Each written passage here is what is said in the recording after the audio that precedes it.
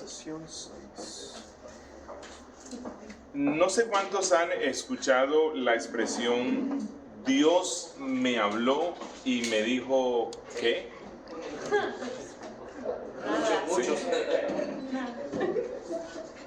Una vez escuché a una pastora que le decía a otra, luego de escuchar una conferencia en la cual se explicó la enseñanza bíblica sobre el pastorado, y la pastora iba con mucha rabia y yo la escuché, que le decía a otra, eso lo dijo Pablo, no lo dijo Cristo.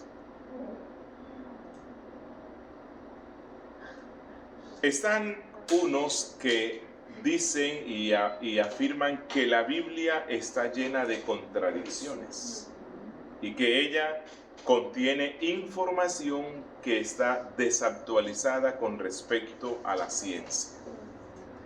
Hay algunos cristianos que piensan que la psicología es una aliada de la consejería bíblica, la restauración y la solución de conflictos, porque según ellos, los autores bíblicos vivieron en tiempos tan antiguos donde se desconocían muchos conceptos que se manejan hoy, y entonces para la solución de problemas humanos asociados al pecado se necesita recurrir a los principios de la psicología y de la sociología.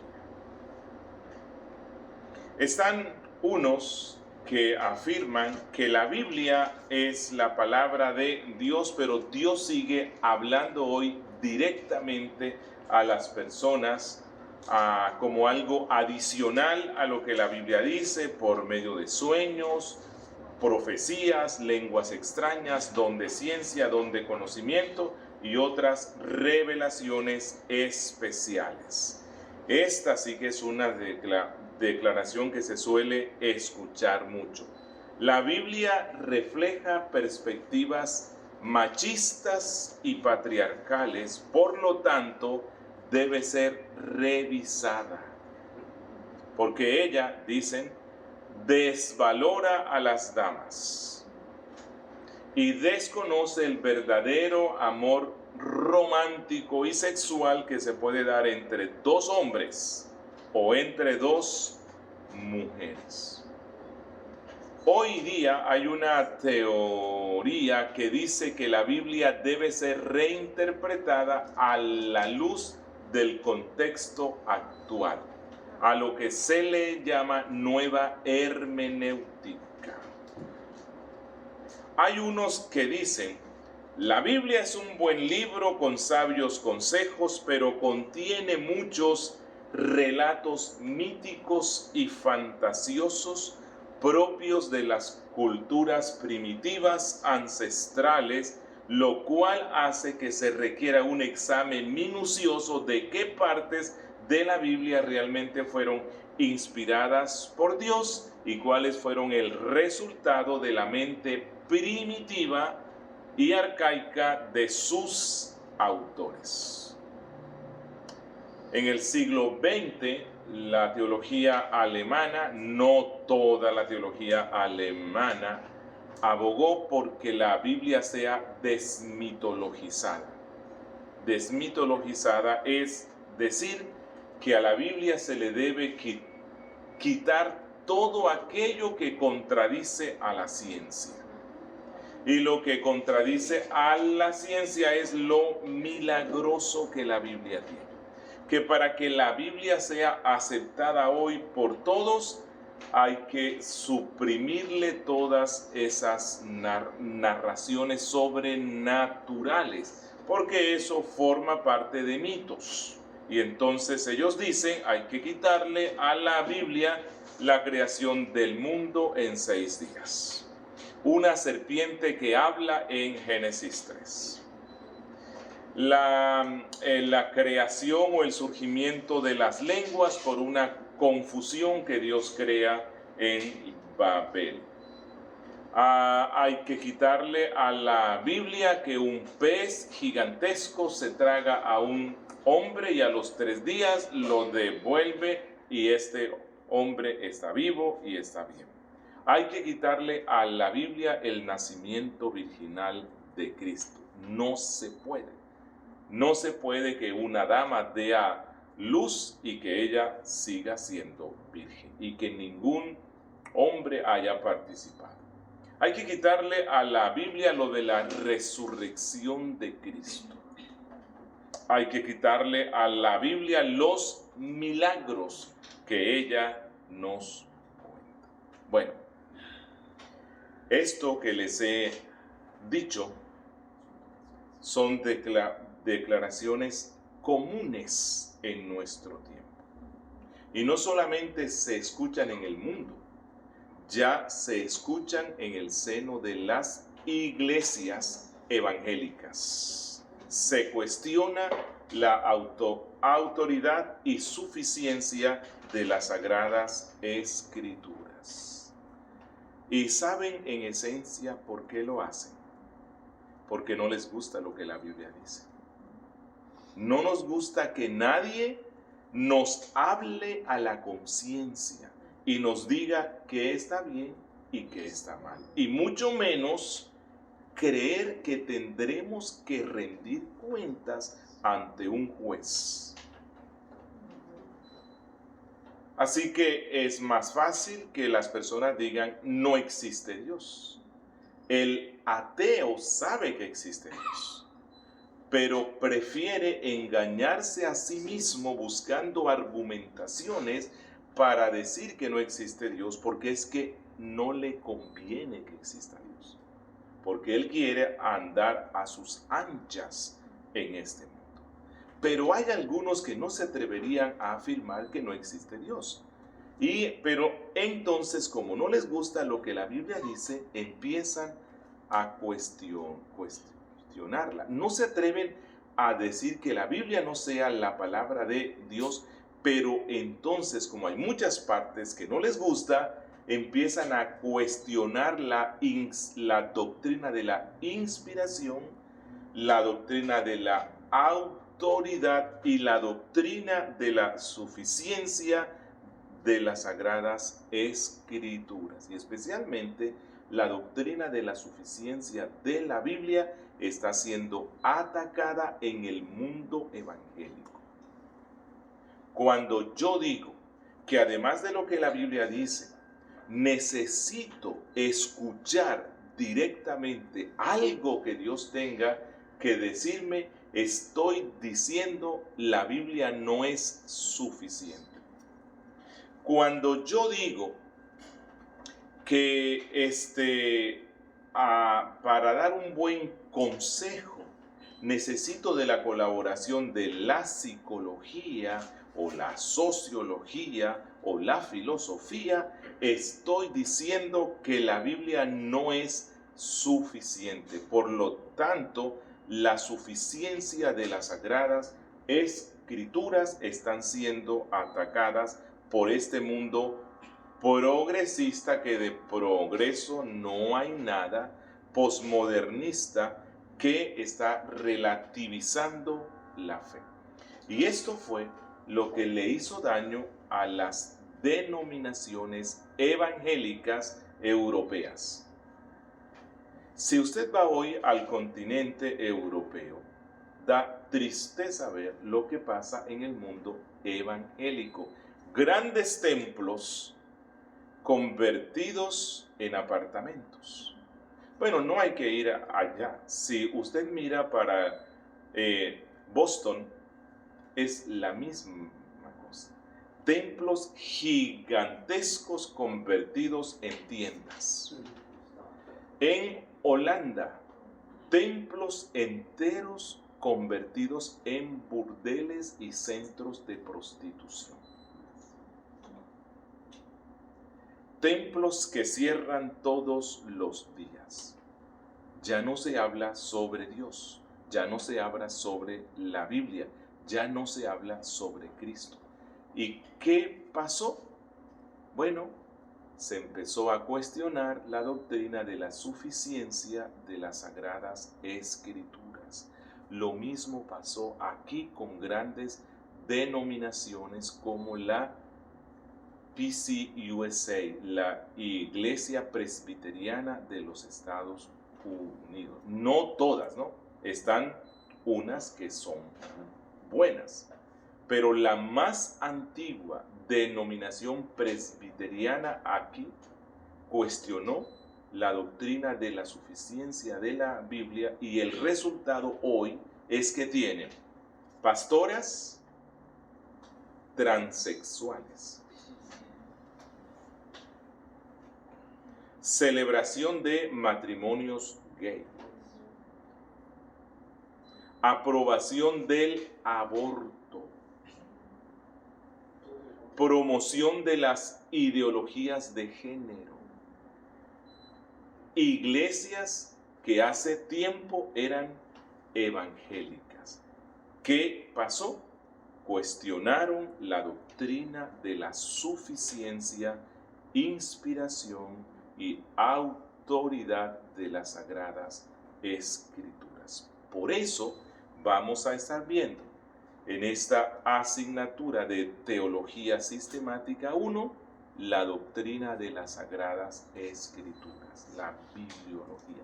Y quiero empezar no por donde normalmente se empieza, sino que quise empezar por la doctrina de la suficiencia de las Sagradas Escrituras, porque creo que es una de las que más está siendo cuestionada hoy.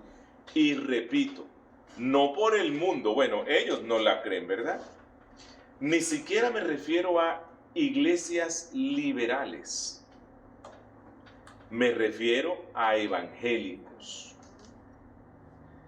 Aunque ellos dicen que no la cuestionan, con todas estas declaraciones que les dije al principio, están cuestionándola, y el resultado va a ser catastrófico.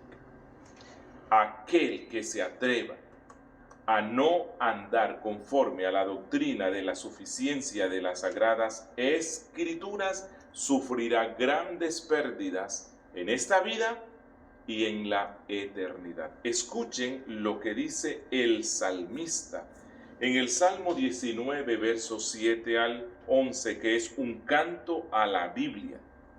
Salmo 19, 7 al 11, dice: la ley de Jehová es perfecta. Oiga, perfecta. Ella es suficiente, perfecta, que convierte el alma. Tiene la capacidad de transformar el alma humana. El testimonio de Jehová es fiel, que hace sabio al sencillo. Los mandamientos de Jehová son rectos, que alegran el corazón.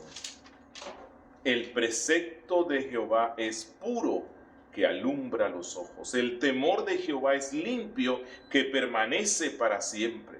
Los juicios de Jehová son verdad, todos justos. Deseables son más que el oro, y más que mucho oro afinado, y dulces más que miel, y que la que destila del panal. Tu siervo es además amonestado con ellos, en guardarlos hay grande galardón.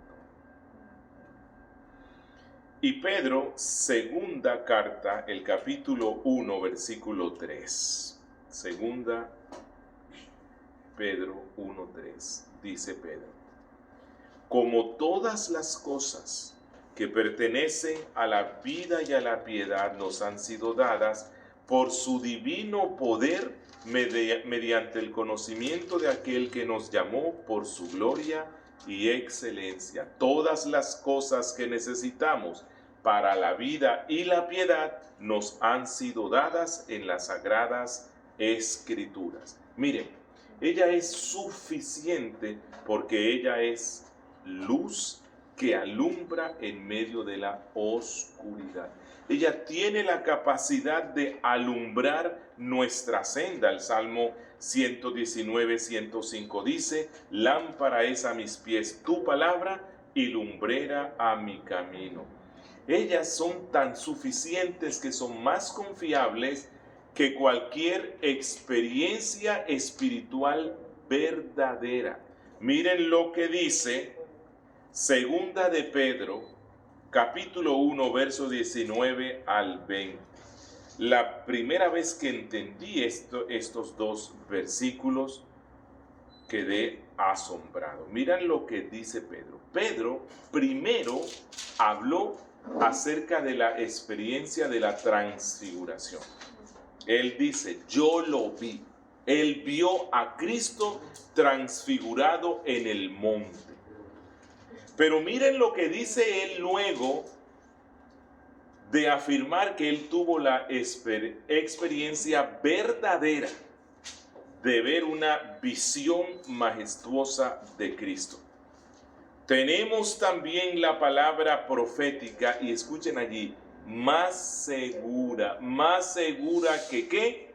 Que cualquier experiencia verdadera, a la cual, es decir, a la Biblia, hacéis bien en estar atentos como a una antorcha que alumbra en lugar oscuro hasta que el día esclarezca y el lucero de la mañana salga en vuestros corazones. La Biblia, las Sagradas Escrituras son tan suficientes que instruyen al cristiano e incluso tienen la capacidad de conducir a un niño a la salvación. Así de suficientes son. Tienen la capacidad de conducir a un niño a la fe salvadora en Cristo. Deuteronomio capítulo 6, versículo 4. Y estas palabras que yo te mando hoy estarán sobre tu corazón, y las repetirás a tus hijos, y hablarás de ellas estando en tu casa, y andando por el camino, y al acostarte, y cuando te levantes. Y resulta que Loida y Eunice cumplieron con lo que dice Deuteronomio 6, y miren el efecto que produjo en un niño. Segunda a Timoteo 3, 14 y 15. Pero persiste tú en lo que has aprendido y te persuadiste. ¿Desde cuándo? Sabiendo de quién has aprendido y que desde la niñez has sabido las Sagradas Escrituras, las cuales te pueden hacer salvo para la salvación que es por la fe en Cristo Jesús. Así que una doctrina clave y fundamental de nuestra fe es la de la suficiencia de las Escrituras. La suficiencia de las Escrituras. ¿Qué significa esto? Que las Escrituras, la Biblia, son suficientes para nuestra salvación, suficientes para nuestra santificación, suficientes para nuestra vida espiritual. Y en la Reforma se acuñó la frase sola Scriptura para referirse a la suficiencia de la Biblia. Sola Escritura. La Confesión de Londres, y aquí sigue a la Confesión de Westminster, dice en el capítulo 1, párrafo 6, define así la doctrina de la suficiencia de las Escrituras. Todo el consejo de Dios tocante a todas las cosas necesarias para su propia gloria y para la salvación, la fe y la vida del hombre está expresamente expuesto o implícitamente revelado en las Escrituras. Y a esta revelación de su voluntad nada será añadido, ni por nuevas revelaciones del Espíritu, ni por las tradiciones de los hombres. Sin embargo, confesamos que la iluminación interna del Espíritu de Dios es necesaria para que las cosas reveladas en la palabra se entiendan de una manera salvadora, y que hay algunas circunstancias tocante al culto de Dios y al gobierno de la Iglesia, comunes a las acciones y sociedades humanas que deben arreglarse conforme a la luz de la naturaleza y de la prudencia cristiana, pero guardándose siempre por las reglas generales de la palabra. Bueno, leo esto, ¿por qué razón? Porque necesitamos entender cuál es el alcance de la doctrina de la suficiencia de la Biblia. Porque puede que alguien diga, ok, si la Biblia es suficiente, no necesito ir a la universidad. Pues no. Cuando uno habla de la suficiencia de las Escrituras, hay que delimitar para qué es ella suficiente, para qué. Y la confesión dice que es suficiente para 4 cosas. Para su propia gloria, es decir, para la gloria de Dios, para la salvación del hombre, para la fe en el hombre y para la vida en el hombre, vida espiritual. En estas 4 cosas, la Biblia es la autoridad final. Por esa razón la confesión dice que no se puede añadir nada, ni por nuevas profecías, ni por nada, ni por la tradición, ni las confesiones, nada puede añadirle nada a la Biblia. Ella es suficiente por sí misma. Si una confesión de fe dice algo que la Biblia no dice, entonces no es una confesión buena. La confesión de fe o el credo es bueno siempre y cuando explique lo que la Biblia ya dice, porque ella es suficiente. Y Pablo en 2 a Timoteo, el capítulo 3, nos da una explicación de esta suficiencia. 2 a Timoteo, capítulo 3, versículos 15 y 16. Miren lo que dice Pablo. Dice: y que desde la niñez has sabido las sagradas escrituras, las cuales te pueden hacer sabio para la salvación por la fe que es en Cristo Jesús. Toda escritura es inspirada por Dios y útil para enseñar, para redarguir, para corregir, para instruir en justicia, a fin de que el hombre de Dios sea perfecto, enteramente preparado para toda buena obra. Así que, ¿para qué 2 cosas dice Pablo aquí que la Biblia es suficiente? Para la salvación y para la santificación. Versículo 15, para la salvación. Versículos 16 al 17, para la santificación. Y este texto es muy fuerte cuando dice: a fin de que el hombre de Dios sea perfecto, enteramente preparado para toda buena obra. ¿Qué necesitamos para ser perfectos? ¿Y qué implica la perfección? Todo. Todo lo que necesitamos para ser hombres y mujeres que viven para la gloria de Dios, que reflejan el carácter de Cristo en las vidas.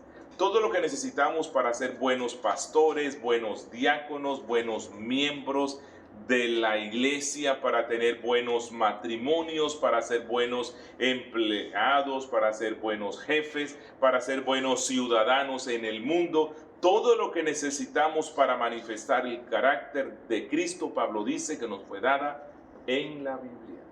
Por eso estamos convencidos de la doctrina del cesacionismo. La doctrina del cesacionismo es decir que todos los dones de revelación y de milagros que estaban asociados a la revelación cesaron. ¿Cesaron cuándo? Cuando se completó el canon. Una vez que se escribió el último libro de la Biblia y que las iglesias en todo el mundo tuvieron acceso a todos los libros de la Biblia, cesaron los dones de revelación. ¿Cesaron al mismo tiempo? No necesariamente. ¿Por qué?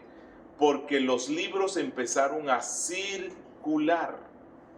Y recuerden que para esa época no existía el internet, ni la imprenta como nosotros la conocemos hoy. Se necesitaba tiempo para hacer las transcripciones y enviarlos por barcos y hasta que toda la iglesia tuvo el acceso a todas las sagradas escrituras. Entonces, cuando se dio eso, cesaron esos dones. Y esto fue ilustrado en el Antiguo Testamento por el maná. Recuerda, Dios estuvo dando pan del cielo al pueblo. ¿Durante cuánto? 40 años. ¿Por qué razón?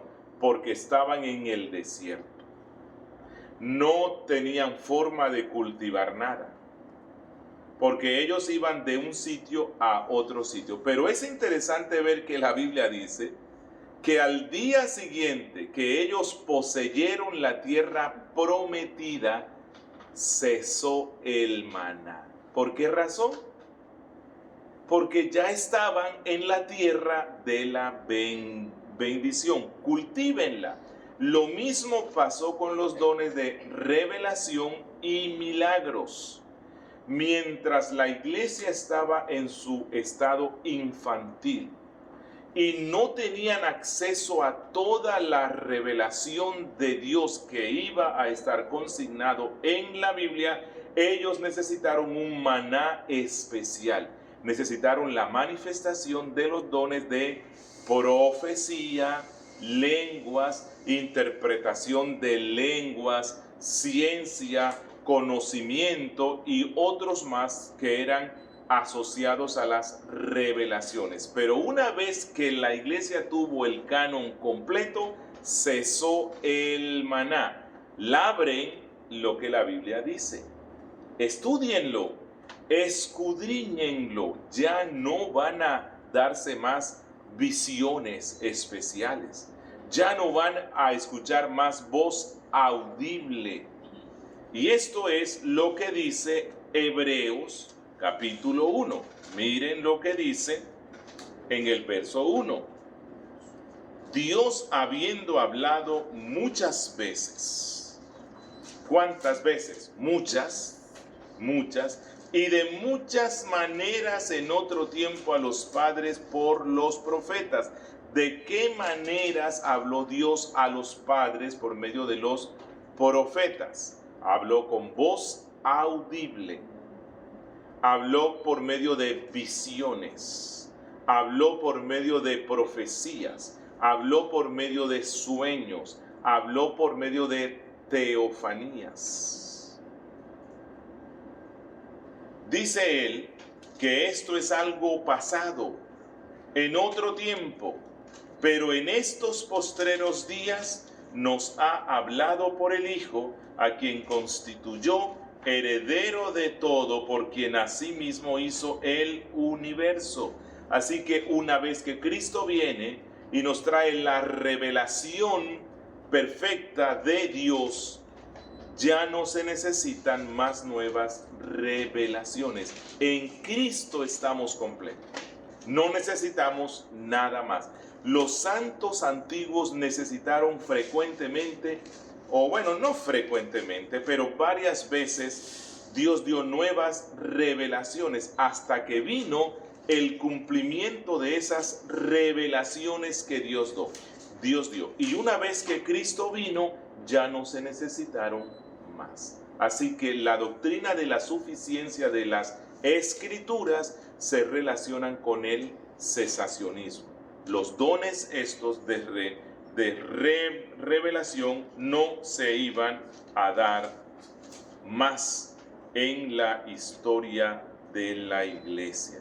Y esto es tan cierto, la doctrina de la suficiencia, que cuando se cierra con el último libro, no necesariamente el último libro que se escribió, pero sí el último libro que el Espíritu Santo iba a guiar a la iglesia para que fuera puesto así en la Biblia, el último libro cierra diciendo esto, Apocalipsis 22, 18 y 19. Apocalipsis 22, 18 y 19. Yo testifico a todo aquel que oye las palabras de la profecía de este libro, si alguno añadiere a estas cosas, Dios traerá sobre él las plagas que están escritas en este libro. Y si alguno quitare de las palabras del libro de esta profecía, Dios quitará su parte del libro de la vida y de la santa ciudad y de las cosas que están escritas en este libro. Esa es una advertencia seria. Dios no va a estar dando más revelaciones. La revelación nos fue dada en la Biblia. Escúchenla. Que cada día cuando uno lee la Biblia, yo puedo decir, Dios me habló. Dios me habló. Que el Espíritu Santo dio visiones y ordenó que quedaran por escrito, porque Dios no siempre iba a estar dando visiones, y quedaron por escrito para nuestra edificación. Esta es la doctrina de la suficiencia de las Escrituras. Ok, ya el tiempo se nos va, pero faltan 6 minutos. Hasta este instante, preguntas, comentarios. Sí, hermano. ¿Existen aún milagros que, por decir, aún dentro de los círculos evangélicos, que los consideran así, o sea, que consideran un milagro algo que están consiguiendo, no sé, que piden por oración por una persona que recupera su salud? Su salud, sin ir al doctor. Sí,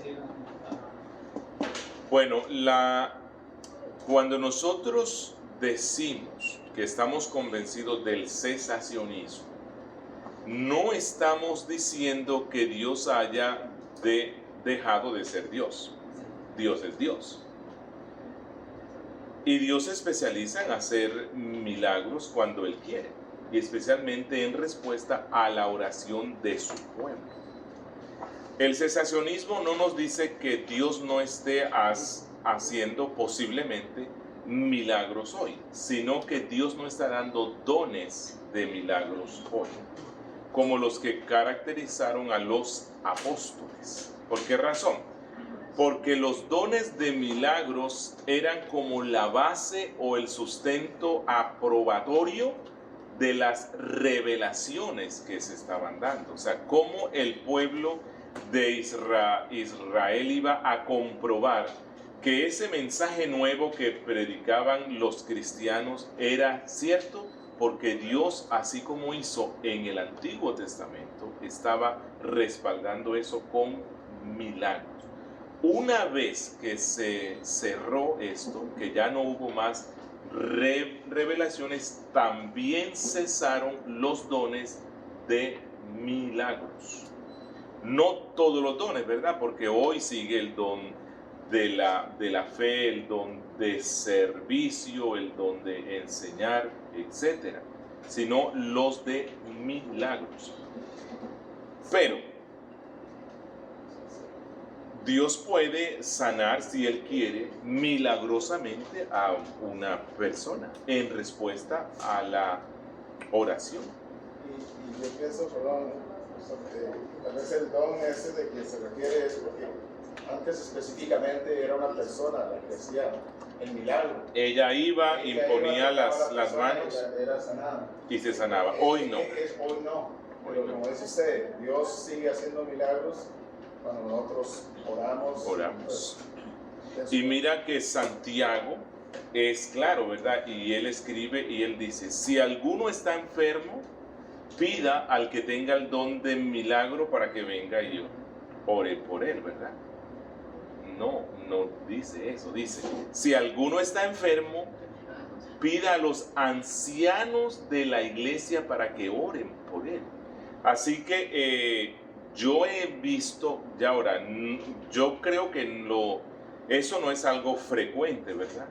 Pero es algo que Dios eventualmente, cuando Él quiere, hace. Yo recuerdo el caso de una hermana de la congregación en la que yo iba antes, que era también bautista reformada, hablo de hace unos 22 años. Una hermana le dio leucemia. Tendría 42 años. Ella le dio leucemia. Se lo descubrieron ya cuando estaba, que ya no. Así que la internan y el médico y todos dicen no, ella sobrevivirá 2 días o 3 días, ya no se puede hacer absolutamente nada. Recuerdo que en la iglesia estábamos en época de vacaciones decembrinas y algunos nos encontrábamos por una finca, otros, bueno, en fin. Así que no nos encontrábamos allá en la ciudad, pero se mandó la petición y cada uno clamó por misericordia desde el sitio en el que estaba. No hubo alguien que fuera allá y le pusiera las manos. Y a los 3 días, el médico dice, no sé qué fue lo que pasó, pero usted no tiene nada. Se levantó de la cama, ya estaban preparándola para la sepultura. Se levantó de la cama, regresó a su casa y pasó el tiempo. Ya, bueno, eso fue hace 22 años. Le hicieron exámenes de cuánta cosa para ver dónde estaba y no hay nada. Y no le volvió. O sea, lleva ya eso. Eso es un milagro.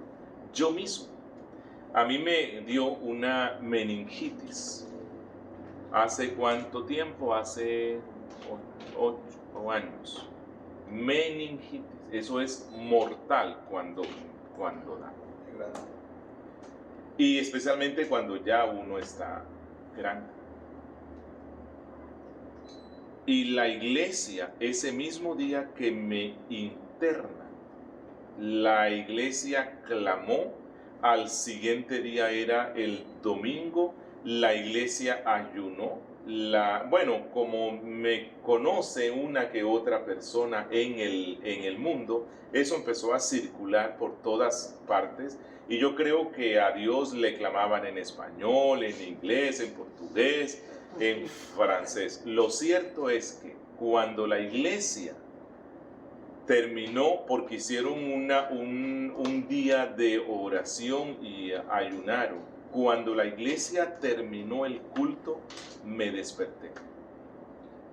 Y me desperté como si nada en la vida. Tuve que estar 30 y tantos días en el hospital para cumplir con todos los protocolos. Y no me quedó síntomas de ninguna clase. Dios hace milagros hoy en respuesta a la oración de su pueblo. No que una persona va y tiene ese don y obra. Dios hace milagros hoy como Él quiere y cuando Él quiere. Mi hermana, y a quien quiere. A los 17 años. Sí. Mi hermana a los 17 años y sí, según dicen que quedan o malos en la cabeza, secuelas, muchas secuelas, o se mueren o quedan inválidos. La sonda aquí para sacar el líquido. Entonces ella se embarazó, estuvo en coma 3 meses. Imagínense, yo nunca nació el niño y ella se levantó del coma. Se levantó del coma. Así que Dios es bueno y misericordioso. Así que la doctrina del cesacionismo no dice que Dios no pueda hacer milagros hoy. Dios es Dios. Dios es Dios. Y la Biblia nos insta a que uno le pida a Él, ¿verdad? Y Él da conforme Él quiere. Así que no se les vaya a olvidar esto, ¿verdad? Somos cristianos que profesamos la doctrina de la suficiencia de las Escrituras y eso tiene varias consecuencias. No andamos buscando revelaciones nuevas, no cuestionamos lo que la Biblia dice, así no lo entendamos bien. Por la fe lo aceptamos, porque ella es suficiente para nuestras vidas. Bien, mis hermanos, el tiempo se nos fue, les espero mañana, Dios quiera que sea a las 6 para que nos alcance el tiempo. Vamos a dar gracias a nuestro Dios y nos vamos a descansar. Padre nuestro, gracias, bendito Dios, por este tiempo de comunión que nos das. Gracias porque nos permites hablar de todo esto que es tan hermoso de la doctrina tuya, la doctrina de las Sagradas Escrituras. Oh Dios, despierta en nuestro ser un amor profundo hacia ti y hacia la Biblia. Bendice a tu pueblo, llévanos a ser fieles. Guárdanos, Dios, llévanos en bien, te lo suplicamos. En Cristo Jesús. Amén. Hasta mañana, mis hermanos.